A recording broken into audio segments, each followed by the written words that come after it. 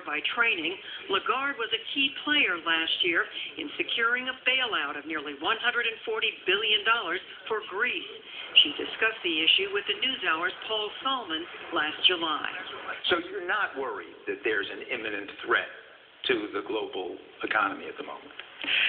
You wouldn't tell me if there were, I know that. Well, no. Let me be more specific about it. I believe that we are... I was asked whether it's the beginning of the crisis, the middle of the crisis, or the end of the crisis.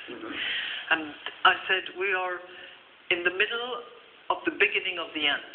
You know, that's very Churchillian, I'm isn't right, but I really mean what I say. The crisis has really hit its peak. In fact, the European Union and the IMF have faced challenges in Ireland and Portugal as well. And now the Greek crisis has roared back to life.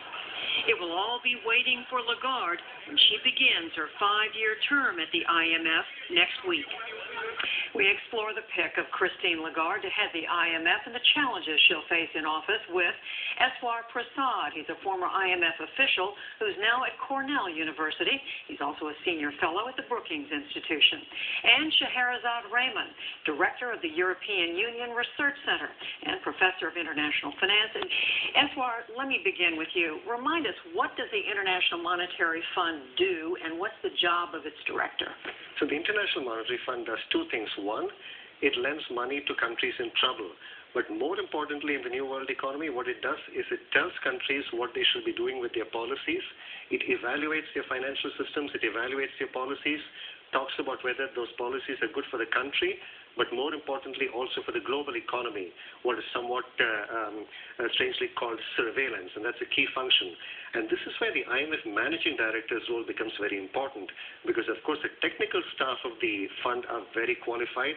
They can evaluate policies, they can come up with good judgments, but ultimately the managing director has to take very important policy decisions.